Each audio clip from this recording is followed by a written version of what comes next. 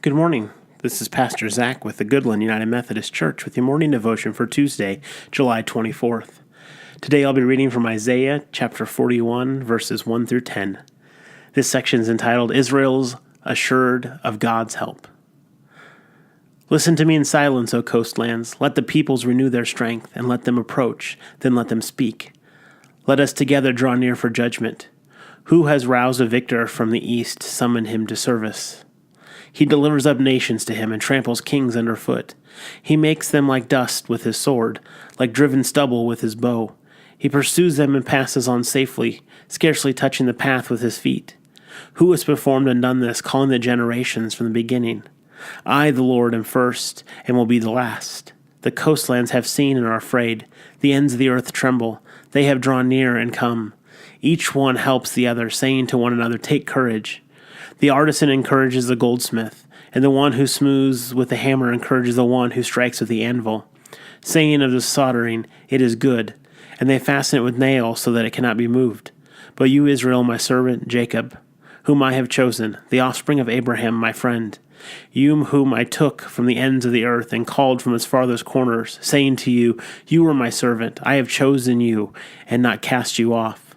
Do not fear, for I am with you. Do not be afraid, for I am your God. I will strengthen you. I will help you. I will uphold you with my victorious right hand. A reading to share today with this scripture from The Prophetic Imagination by Walter Brueggemann.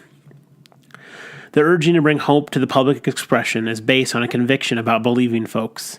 It is premised on the capacity to evoke and bring to expression the hope that is within us. It is there within and among us that we are ordained of God to the people of hope.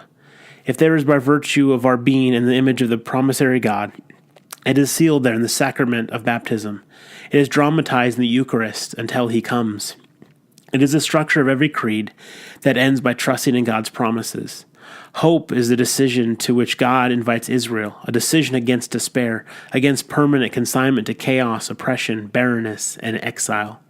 Hope is the primary prophetic idiom not because of the general dynamic of history or because of the signs of the times, but because the prophet speaks to a people who willy-nilly are God's people. Hope is what this community must do because it is God's community, invited to be in God's pilgrimage.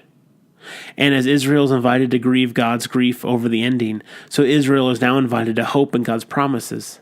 That very act of hope is the confession that we are not children of the royal consciousness. Of course, prophetic hope easily lends itself to distortion. It can be made so grandiose that it does not touch reality. It can be trivialized so that it does not impact reality. It can be bred in circuses so that it only supports and abets the general despair. But a prophet has another purpose in bringing hope to the public expression, and that is to return the community to its single referent, the sovereign faithfulness of God. Have a blessed day.